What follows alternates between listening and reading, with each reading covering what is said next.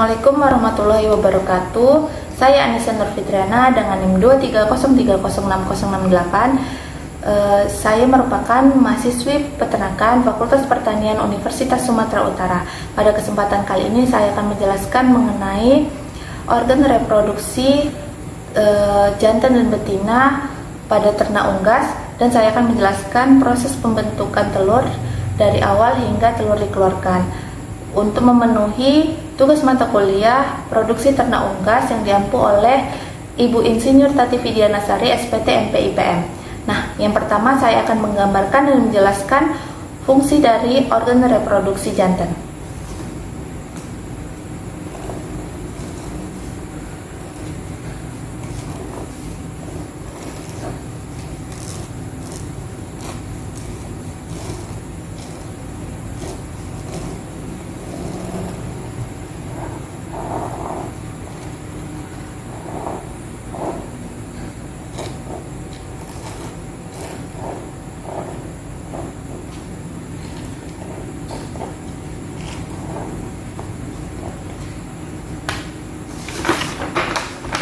Yang pertama yaitu ada testis yang berjumlah sepasang yang berfungsi untuk membentuk sel sperma dan menghasilkan hormon testosteron. Kemudian ada epididymis. Epididymis ini merupakan tempat penyimpanan sel sperma sementara yang akan dimatangkan sebelum menuju ke vas deferens. Nah, vas deferens sendiri itu merupakan dua saluran yang berfungsi untuk menyalurkan sel sperma yang telah dimatangkan di epididymis sebelum dikeluarkan melalui kloaka. Nah, kloaka itu merupakan tempat saluran akhir yang memiliki tiga sistem, yaitu sistem pencernaan, sistem reproduksi, dan sistem sekresi. Nah, yang kedua saya akan menjelaskan dan menggambarkan fungsi dari organ reproduksi betina pada ternak unggas.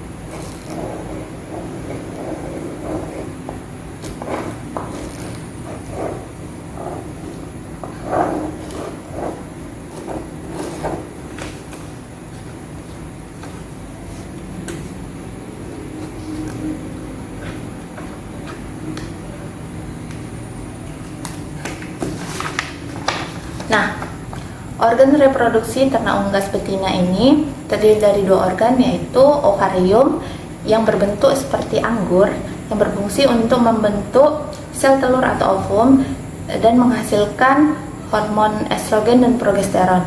Kemudian ada oviduk. Oviduk itu merupakan saluran tempat sekresi albumen atau putih telur, kemudian tempat membran kerabang dan tempat pembentukan kerabang telur, di mana oviduk ini terdiri dari infundibulum, di mana infundibulum ini memiliki ukuran sekitar 9 cm yang berfungsi untuk menangkap sel telur atau ovum dan menelannya ke dalam oviduk. Kemudian ada magnum. Magnum ini merupakan saluran terpanjang, yaitu 33 cm yang berfungsi untuk mensekresikan albumen atau putih telur.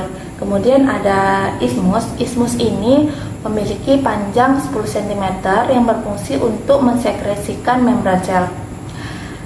Kemudian ada uterus.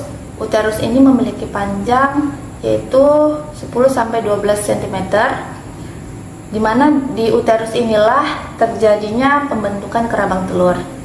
Kemudian ada vagina. Vagina ini memiliki panjang 12 cm yang berfungsi untuk tempat singgahnya telur sebelum dikeluarkan melalui kloaka. Nah, terakhir ada kloaka. Kloaka ini merupakan tempat keluarnya telur dan merupakan saluran akhir yang memiliki tiga sistem, yaitu sistem pencernaan, sistem reproduksi, dan sistem sekresi. Kemudian saya akan menjelaskan proses terbentuknya telur dari awal hingga telur dikeluarkan. Proses terbentuknya telur itu dimulai dari terbentuknya sel telur atau ovum yang dihasilkan oleh ovarium. Nah, setelah ovum matang, ovum akan dikeluarkan dari ovarium dan akan ditangkap oleh infundibulum. Infundibulum ini akan menyimpan ovum selama 15-20 menit. Kemudian akan masuk menuju ke magnum, di mana di dalam magnum ini terjadi sekresi albumen atau putih telur selama 3,5 jam. Kemudian dari magnum menuju ke ismus. Di ismus ini tempat terjadinya sekresi membran sel selama 1 jam 15 menit sampai 1,5 jam.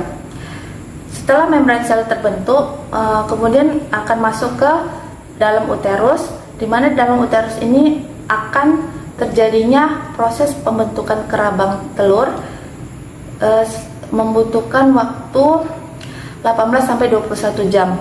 Setelah terbentuknya telur secara sempurna, maka telur akan disalurkan ke vagina, di mana vagina ini telur akan singgah sebelum dikeluarkan melalui kloaka. Nah, di kloaka ini merupakan tempat telur akan keluar. Nah, dari proses keseluruhan itu membutuhkan waktu 25-26 jam. Demikian penjelasan dari saya. Apabila ada kesalahan kata, saya mohon maaf, dan apabila ada kekurangan, saya juga mohon maaf. Saya akhiri. Wassalamualaikum warahmatullahi wabarakatuh.